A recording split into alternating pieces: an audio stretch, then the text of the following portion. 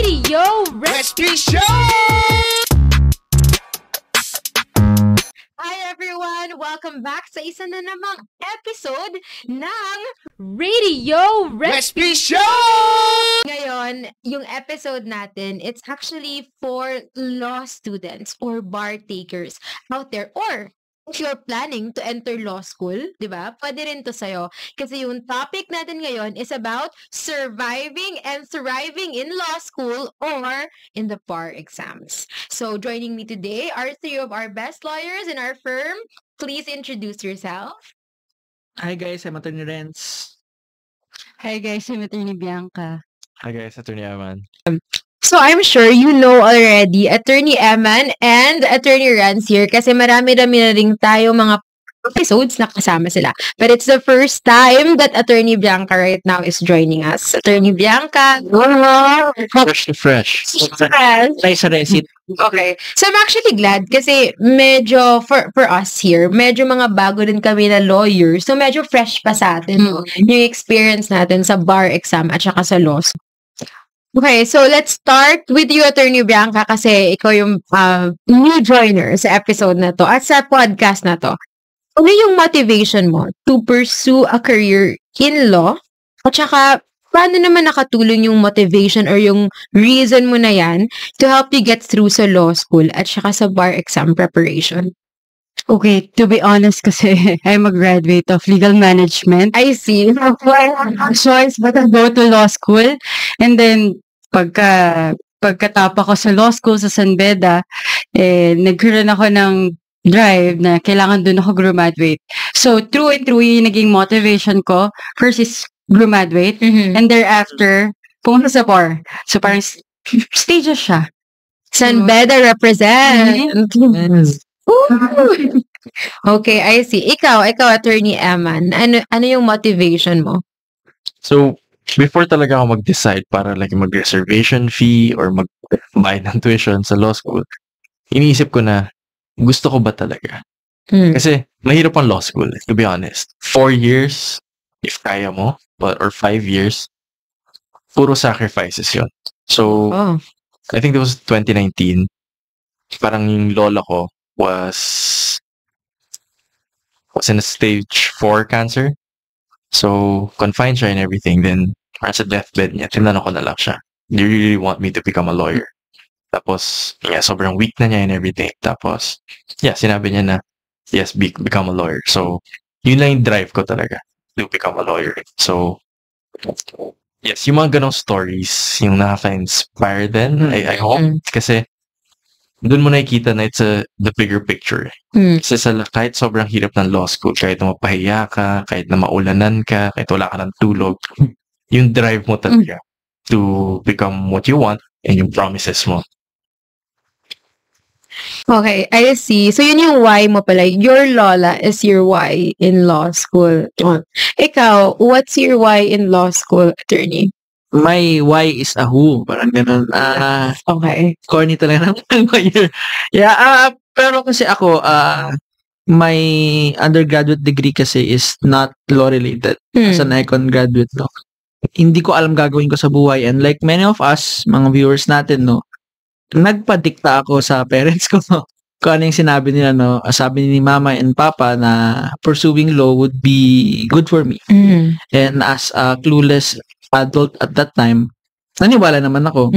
And did I see the wisdom then? Hindi. Kasi syempre recitation yan everyday, mababasa ka. But eventually I came to appreciate their advice. So, yun, medyo sapilitan yung entry ko to the law, but eventually I did learn to appreciate it. And yung motivation kasi na, I wouldn't say na it played a big factor sa day-to-day life ng law student kasi nga hindi mo na maiisip yung motivation mo pag nagbabasa ka ng 50 cases ganun. It's just siguro it's at the back of your head, pero yung primary driver as a law student is really to excel or hindi mapahiya sa harapan ng classmates mo. So siguro yun. Totoo. Actually, it's less romantic in the daily grind than what you make it out to be. Pero Attorney Renson, true and true, ano ka, no? Scholar ka. Yes. O, Batileo, diba? Yes. Ako. Honor student ka. Yeah.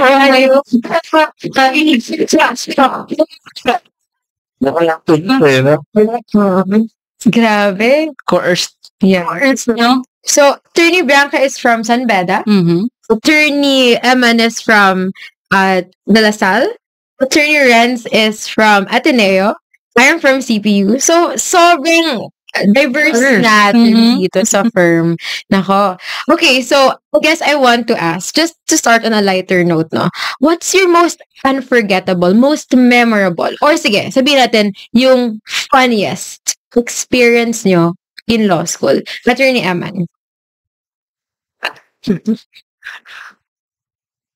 Hindi siya funniest, pero yung pinaka-memorable kasi first year ako doon. First year, first semester, Criminal Law 1 under the famous attorney Arno Sanidad from UP. Tinanong niya sa class, sino dito ang gusto ng death penalty? So, pasigat ako. Gusto ko na kamay. Tapos tinanong niya ako, why do you want death penalty? So, I explained na syempre, mga rapists, murderers, nang-assault ng mga bata, yun pwede i-death penalty. So parang sinabi niya sa akin, do you know this? There was this report in the US about that that the death penalty are falsely accused. Mm-hmm. So syempre, di ko alam. I was a first year law student, so wala naman talaga ako alam. Then, before that class kasi, mayroon siyang pina-assignment na written questionnaire. So, may isasubmit namin sa kanya yung booklet and yun yung assignment namin. It's considered as one recit or one recitation grade. Then, after that, the next class, after yung class namin, tinanong niya, who's Mr. Uy here? So, parang, me sir, go to the office. Parang ako, then yung mga classmates ko, bakit? Ito ba yung dahil sa death penalty? And our school pa naman is very pro-human rights. So, medyo natakot talaga ako. Tapos yung pala, yung penmanship ko daw dun sa booklet, iba-iba. So, parang sinabi niya, pinakopya mo ba to sa iba? So, parang ako, hindi po sir. I can show you my notes. So, may notes talaga ako. So, parang sabi niya, pinacheck ko kasi sa ibang abogado, sinabi nila, parang nag-cheat ka daw eh. So, parang after nun, bumapala ako sa building namin, nag-yosi. So, yan. Yun yung most memorable for me. Wow, grabe. I think sobrang nakakatakot yun, ha? Bakit? Ano ba yung penmanship mo, Attorney Eman? Bakit? Iba-iba? Consistency, attorney. Sino pa pa kamay? Personality mo, handa pa. Ang personality mo, baka lang akong pa-psych report. Ikaw, Attorney Bianca, ano yung most memorable or funniest? Funniest, siguro second year ako. Sa labor namin. Tapos, di ba, pag Catholic school, may 12 o'clock prayer. Before ng 12 o'clock prayer, tinawag ako. Kasi tinawag ako sa case na hindi ko nabasa. Tapos, numaamin na ako sa prof ko. Sabi ko, I'm sorry, attorney, I haven't read the case. Tapos, pinapatayo niya lang. Tapos, sakto, nakatayo na kami lahat kasi 12 o'clock prayer. Habang nakatayo kami, yung katabi ko, inabutan ako ng notes. Ginanon ako ng notes. Tapos, nandun yung digest. So, binabasa ko siya habang prayer. Yan yung tapos pagkaupo lahat, sinabi ko na sa kanya, sabi, nagdasal ko lang naalala mo na. May divine intervention. So, nag-survive mo, nakagrade ka ng pasado. Hindi lang. Baka perfect. Siguro mga lang yun, 76. Okay na yun. Tawid na. Hindi naman talaga nabasa eh. Hindi. Grabe. Ako, I think for me, funniest experience ko during my criminal law exam, I think midterm pa lang yun. Kasi, first time ko nun mag-try ng false eyelashes. Bakit ka nagsusuot? Yung exam mo. Lash extension. Alam mo, yung gusto dun sa amin. Lash extension. So, pinagawa ko, parang hindi ko na-gauge siguro na sobrang thick niya. Yung lash extension na yun. So, nag-take ako ng exam. Pumunta ako, mag-take ako ng exam. Tapos, sobrang nakakatakot si professor namin. Tapos, sabi ko, the only seat that is available is yung sa front. So, pumunta ako sa front na seat, sa gilid talaga ng professor namin. Tapos tinignan niya ako, sabi niya sa akin, I've never seen your face in class. Ayun. Pero pinakuha niya pa rin ako ng exam. Tapos pagkatapos ng exam, sabi ng mga classmates ko sa amin, alam mo, hindi ka na makakapasan yan. Ginagaya nila talaga ako. Kasi hindi na daw ako maalala ng professor, and it's apparently attendance is very important for that professor. Parang ganyan. But I'm so happy na nakapasa ako pa rin. Pero yun, it was one of the most memorable kasi sobrang takot na takot talaga ako. At sya yung worst part pa dun, sabi ko, hindi ka pwedeng umiyak, diba? Kasi less than 24 hours pa lang yung lash extension. Masisira. For me, kasi hindi ako makakapasa, yun ang akala ko. So, pagka next day, pumasok ako sa school, yung eyelashes ko wala. Sirang-sira na. Sobrang pangit. Mga 2 years after pa ako nag-guts na magpa-lash extension ulit. Kaya sobrang traumatic sa akin. Grabe. Ikaw, Attorney Renz, ano yung most memorable? Memorable? Bandang dulo na ng law school sa Criminal Law Review under Judge Boom. Very legendary sa Ateneo. Sa class kasi ni Judge Boom, once or twice ka lang matatawag. Hindi siya everyday, no? May risk ka everyday, pero minsan ka matatawag. Natawag ako to recite on theft yata. Right? So, nag-recite ako, okay naman. Tapos, nasa gitna yun ng parang symposium style na ano. And then, sinabi niya, Mr. Alvior, ready ka ba mag-recite for the other crimes? Pusin na natin kasi andyan ka na, nakatayo ka na. Siyempre, pa-impress eh. Yes, Judge, ready. Pero in reality, hindi ko nabasa yung ibang, kasi usually one recit, one provision. So, umuon na lang ako, tapos yung next, qualified theft, and marami pang ibang sinunod si Judge, no? And then, eventually, may controversial point of view sa qualified theft. Qualified theft kasi may naka-specify doon na jobs. Like, for example, katulong. Nakalagay doon yung katulong. So, Judge Boom asked me, Mr. Alvior, pagkatulong ba nagnakaw automatic qualified theft? And ako, hindi ko alam kasi hindi ko memorize yung provision. So I remember distinctly na dapat may breach of trust sa qualified theft. Kasi sinabi ko, Judge, hindi porket katulong may trust ka nang nirepose sa kanya. Kasi for example, nagtatago ka ng pera sa bahay, naka-safe. Walang trust na walang bibitin nyo. Pero kung nakamagnet lang yung pera sa ref, tapos ninakaw niya, baka may trust, no? And then controversial siya kasi hindi yun yung view ng marami kong kaklase. Pero biglang sumigaw si Judge Boom, sabi niya, that's my point of view also.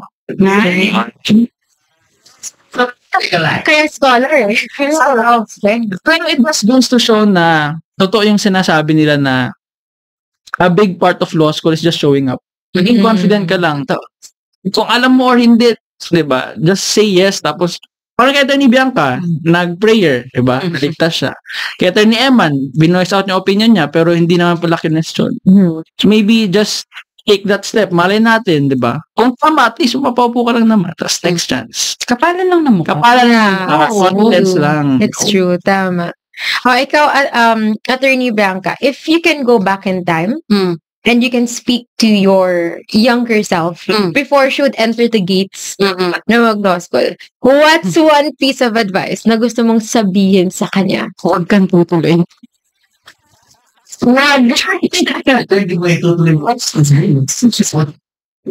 Kung mahal mo ang sarili mo, huwag kang tutuloy.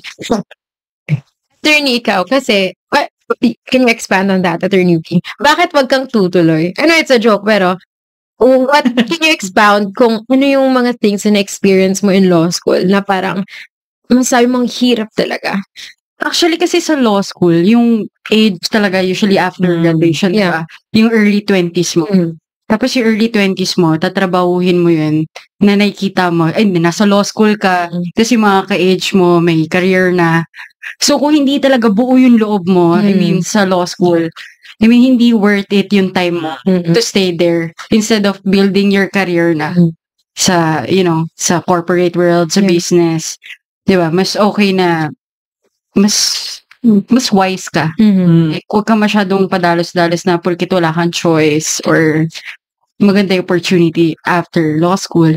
Kasi, I mean, hindi naman talaga nakakayaman yung profession. Kung naiisip niyo siguro kung hindi maganda yung gagawin niya. Syempre, instant yan. Yeah. Pero yun, one piece of advice, entering law school is a decision. Hindi siya basta-basta lang na pwede kang umalis pag ayaw mo. Yeah. Were there times na parang nasabi mo while in law school na mag-quit na ako? Everyday. Everyday.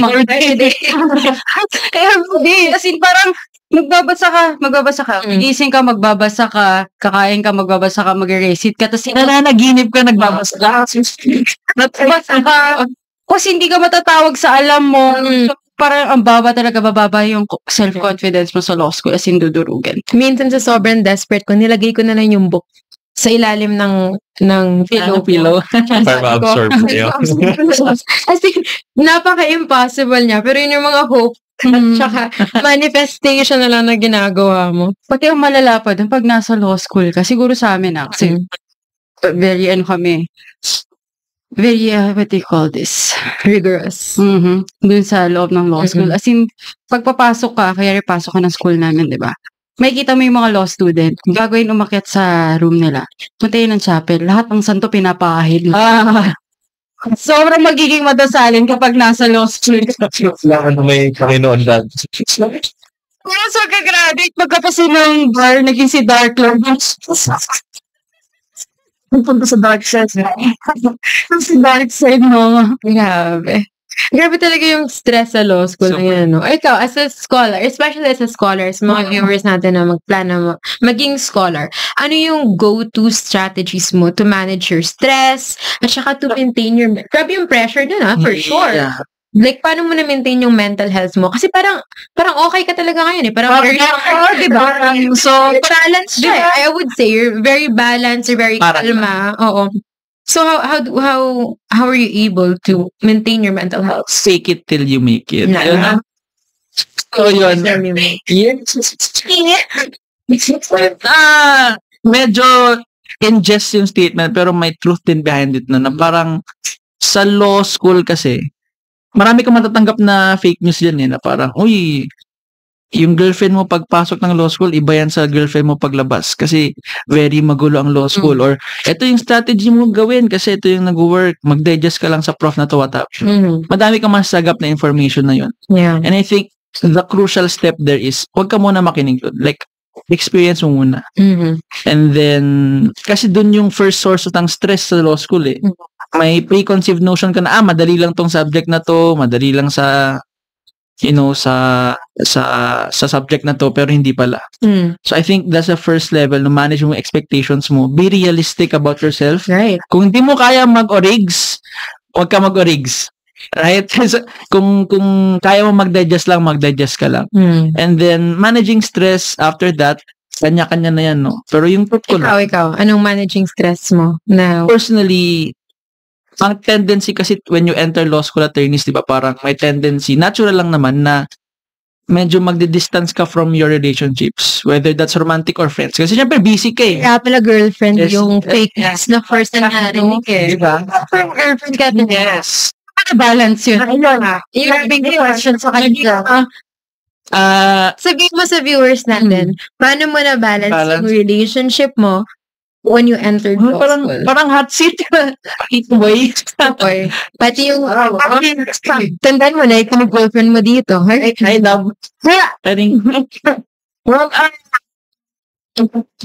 Doon mo na sa relationship na huwag niyong iwan yung relationships na na-cultivate ninyo. Kasi yun yung magbubuhat sa inyo papunta sa finish line. Yun yung... Ah. Are you listening? Yun yung ano nyo, yun yung support system nyo. And in fact, yung mga pinsan ko, yun yung tiga-print ng comics ko dati. Wow. Ganun. Minsan mo. Yeah. And regarding the relationship, it takes two to tango. Nako. Diba? Kung hindi naman, so, yung credit sa pag-preserve ng relationship namin is not just to me. Siyempre sa girlfriend ko rin. Wow. Naging patient siya during the times na class law students, napaka-moody natin. Parang, wait lang, nag-iisip pa ako ganun. So yun, if you're committed, both of you, kaya naman, diba? Kung hindi kayo committed, kahit hindi ka pa mag-law school, maghiwalay ka. Ayun. Yung commitment. Profound. Yes. Ikaw, Attorney Nen, anong masasabi mo sa mga law students? Anong mga advice na mabibigay mo? Sa law student. Oo, yung mga struggles na na-encounter mo, if any. Yeah. Kasi ako, I think yung niche ko dito, is ako, working student ako. Mhm. So, from first year hanggang the week before my bar exam, working student talaga ako. So, I guess, dun ako nag-excel sa managing my time at saka pagiging organized. Isa lang yung pinanghawakan ko na advice ng mentor ko during law school. Yung sabi nila sa akin, law school is not your life. Yes. Yun. Yeah. And yun talaga yung nag-keep sa akin grounded. So, I was able to think na my work is my work and my law school is my studies. So, even though I was in law school, tsaka nagbo-work pa ako, I was also able to balance a healthy relationship with my now husband when I was in third year. So, I think yun yung parang advantage ko talaga. If you're working, like, ako talaga yung ma-advise ko sa kanila, look at your work. Not yet, at least. Diba? Sabi natin ni Lynn, working, tapos may... Not just one work, I worked odd jobs to make ends meet because I was supporting myself. Odd jobs, Odd jobs, like ELS, ESL. I would teach ESL and then minsan freelance ako. So in my free time, schedule ko dyan yung mga foreigner students so I can take a call and practice their English. Yung ganyan, medyo VA na jobs on the side. Ganyan, to make ends meet. So, my life outside. Oo. So, my life talaga ako outside law school. So, yun yung ma-suggest ko. If you're entering law school at working ka, huwag ka muna mag-resign. Try to see if it can work out. I mean, ultimately, it's up to you. But if you're in doubt, I'm saying that it's doable. It's not impossible. Okay, ikaw, Attorney Eman. Well, the best advice that I could give is magbasa ka lang at mag-aral ka lang. What does that mean? Kasi may isip mo if nagbabasa ka, gusto ko ba talaga to? Habang nagbabasa ka, hindi ko na maintindihan. So, usually ang gagawin mo, mag-breakdown ka, iiyak ka, or magpo-procrastinate ka. Yun yung magaling yung lawyers. Ay, mga law students, procrastination. They'll procrastinate to do something else and try nila iiwasan kung ano yung dapat nilang aralin. And hindi matatapos yung kailangan mong aralin sa law school. Kaya yung sinasabi rin nila na don't go to law school just because na pinilit ka. Kasi nagsasayang ka lang ng oras. Isipin mo, the sacrifice na if nag-enroll ka sa law school is too much na lahat iiwanan. And mag-focus ka lang talaga sa aaralin mo if you want to excel and if you really want to learn. Pero if nagsasayang ka lang ng oras, then nakakapasa ka naman, then that's on you na. Pero dun sa mga seryoso talaga na nahihirapan, ginusto mo yan. Wala nang credit sa'yo eh. Kung ginusto mo yan, Tama. let's go back to the question kanina na kung during my law school, na sinasabi ko sa mom ko na parang, ayoko na. Ito first year to. Ayoko na. Gusto ko na matapos. Ayoko na mag-law school. Sasabihin nila, Chalice, first year ka pa lang. Kaka-start mo pa lang. So, stay ka pa. Tapos eventually, Second year. second year ka na. Ayoko na. Second year ka na eh. Ganti na lang, kalahati na lang. So, second year ka na. Sige ka na. Ano talaga kaya? Tops ka na. Ka na, nag-continue ka. Ano na? Wala na. Choice eh. Wala nang choice eh. Tatapusin mo na talaga, sayang. Pero, you know, I remember noon, when I was in college, na-affirm talaga na gusto ko mag-law school. Kasi, pag nagtatambay ako sa like coffee break or coffee shops for example. May nagbabasa. Oo, dati wala pang Starbucks yun eh. Pero makikita ko na may mga law students, yung thick ng book nila. Tapos nakaganito. Dalang-dalang ganito. Yung book nila. Tsaka uupo sila doon, order ng kape, at tsaka magbabasa. Oh, stick pa dyan. Especially yung mga first year Isa lang na guys. poly. Ganyan. Dala nila ganyan. Tapos magbabasa. Sobrang intimidating nila. But then, when you experience it yourself, Hindi pala sila intimidating. Actually, it's also just struggling nila. Sana matapos ko to, no? Para mamaya. Pag naawa ka. So I guess my next question is, ano yung common misconception about law school that you think prospective students should be aware of? Common misconception. Ikaw, Attorney Renz. Give one na parang nag-resonate talaga sa'yo.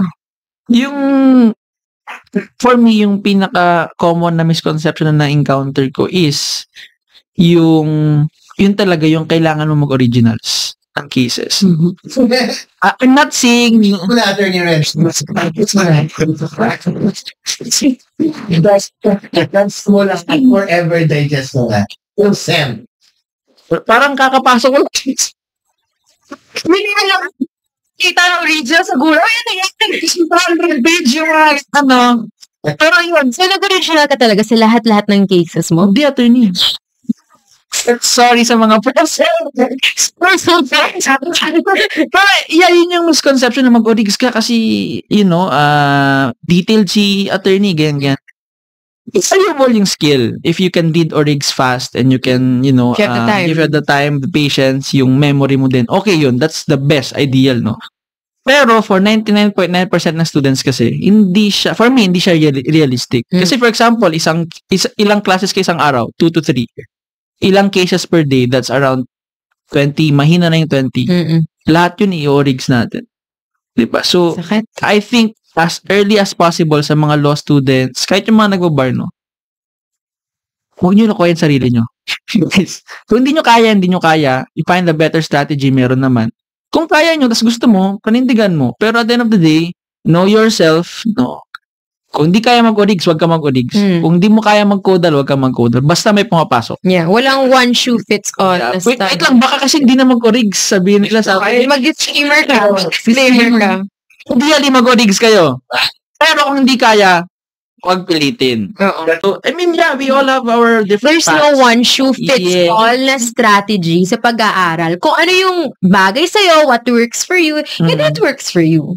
Kung may nag-origs kang seatmate, huwag kang matep nga gayahin. May iba kasi na, Na-insecure ka, no? Parang ako ganyan. puro recit ready.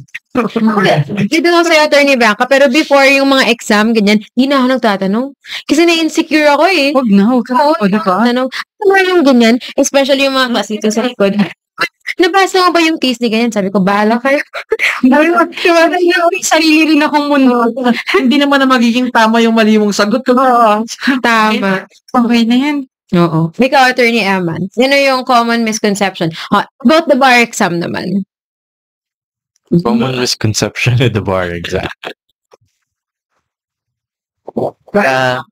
Nagbe-memorize ka. Ever ako nag-memorize sa Yes. Ano yung ginagawa mo instead? I read it, then I understand it. Yeah. Kasi stress ka lang na memorize mo per word sa mahabang provision and walang mangyayari. Nag-ubos ka lang ng oras. Confused ka lang actually. Actually, kahit nga memorize mo, pero hindi mo naman naintindihan. Apply, yeah. So, Kaya dun sa magbabar ngayon, on September, it's better na meron kayong yung sa application part. Dun nakikita ng examiner if alam mo talaga yung law. Kasi dun mo ipapasukan yung elements.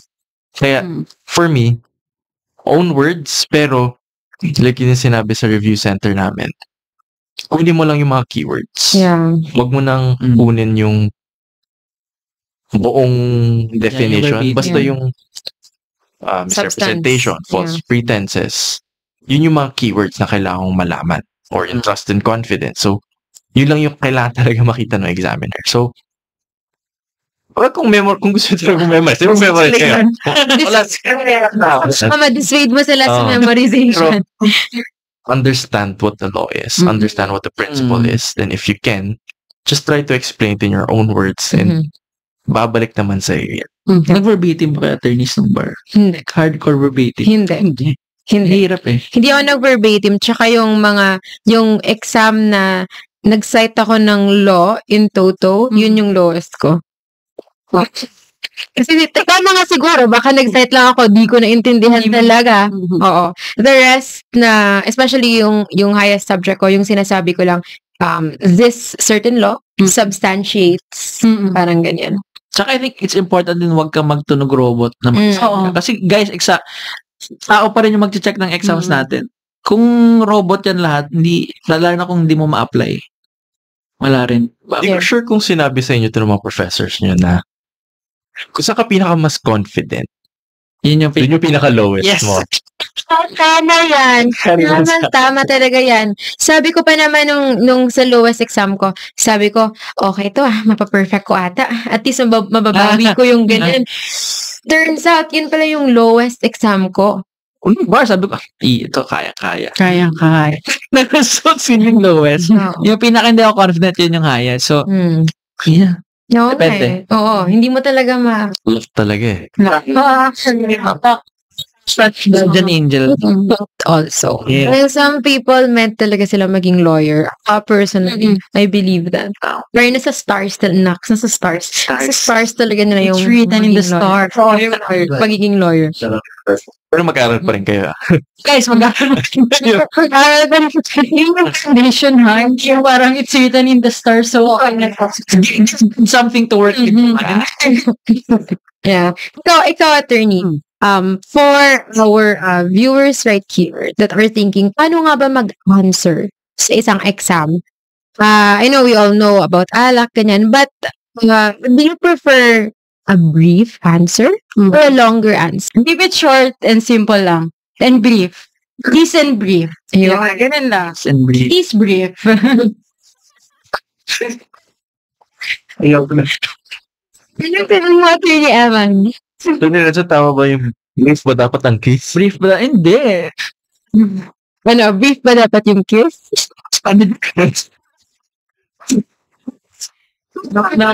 Simple. Question. Kasi pag pag graduate ka na ng law school, marunong ka ng issue spotting. So, alam mo rin dapat, basahin mo yung huling question. Yun, So, issue spotting. Alam mo dapat yung magiging legal basis mo. Then, from there, basahin mo na yung body.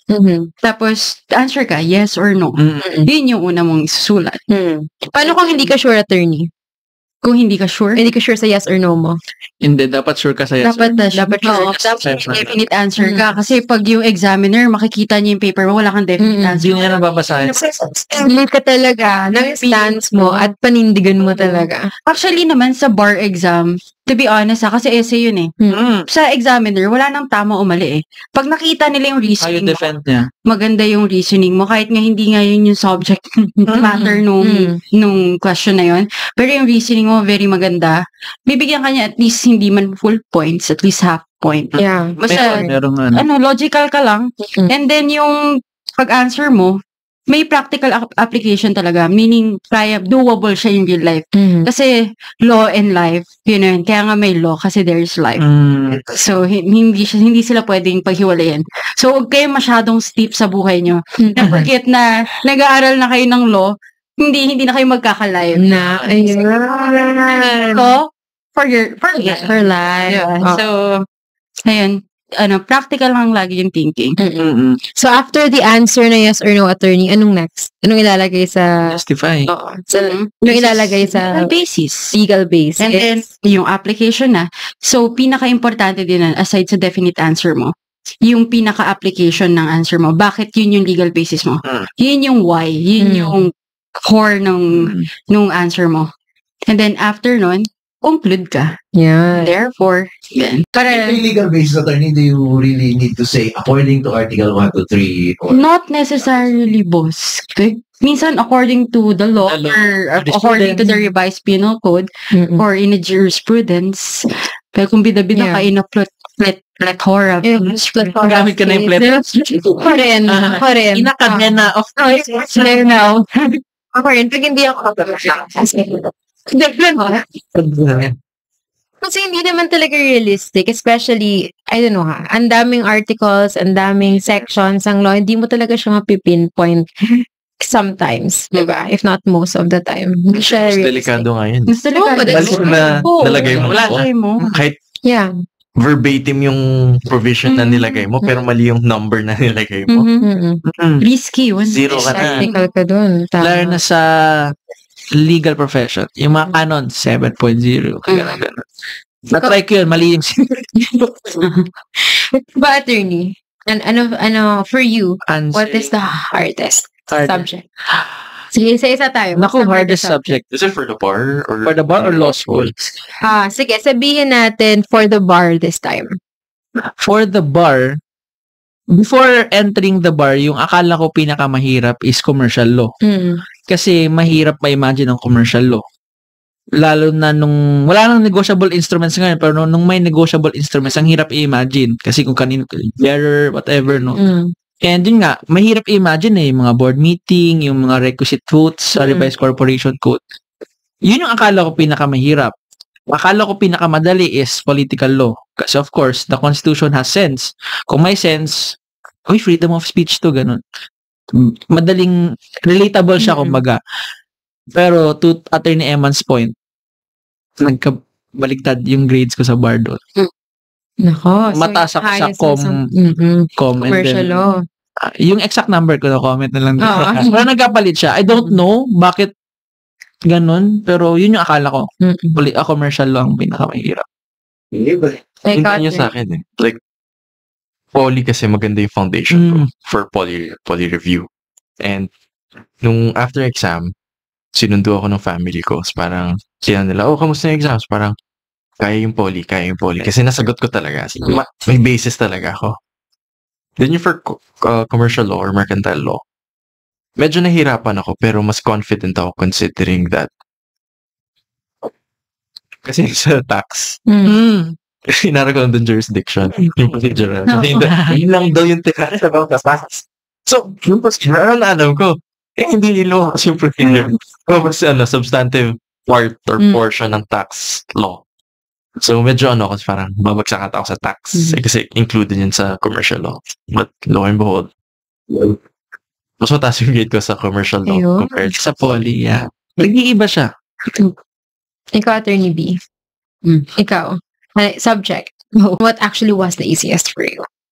Or Hardest na lang. Hardest na lang. Actually, pinaka-nahirapan ako nung bar namin sa criminal law. Kasi parang ang dali ng question. Na parang, ito na ba yun? Parang, overthink So, parang hindi ito yung sagot Yeah. So, doon ako pinaka-nahirapan kasi ang daming possibilities, ang daming legal basis. Yeah. What crime, if any? Oo, if any. If you were the judge, how will you rule? But, I mean, yun yung akala mo hardest. So, yun nga ba yung hardest? Yun nga yung hardest. Yun talaga yung hardest. Yun Walang doubt sa Attorney Bianca. Walang Kung doubt. ano yung akala niyang hardest, yun talaga. Oo, yun talaga yung lumabas. Yeah. Oh. You know, same tayo ng bar exam, diba, Attorney Bianca? For me, I thought, like I shared kanina, I thought criminal law, like what Attorney Bianca said, was easiest. Akala ko talaga. And my strategy nung criminal law was that I will only memorize in toto 10 provisions that usually come out. Diba? Like, Justified. ganyan. Pero attorney, di ba? Oo. Criminal law na Yes. parang ang dali. Yes. Ako nahirapan na, totoo ba to? Yun yung sinabi ko that I was able to cite the law in toto. But it was my lowest grade. As in, to the point na pagkatapos sinawagan ko yung parents ko, sabi ko, perfect ko ata yung criminal law. Yes. I was that confident. Yes. I was that confident. Sobrang, yun pala yung lowest ko. And I was surprised. Until now, sabi ko, grabe. And I thought the easiest was, well, I mean, yung easy, hindi ako nakahanap ng easiest. But yun, yung hardest. Labor, attorney. Okay lang. Ang mahirap lang. Oo. I think, yung prayer ko lang talaga sa labor natin, attorney, is na walang procedure na Wala yung sa hahanapin. voting. Yung voting procedure. Kasi yung nag-bargain.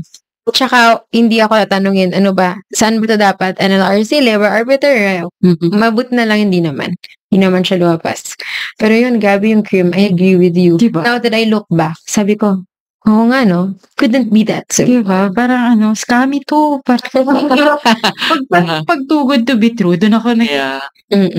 And my friends too, they got also, that's also their lowest. Yung crim. For our bar din attorney Eman, yun yung killer subject. Poly and crim. Wow. I mean, overall lahat.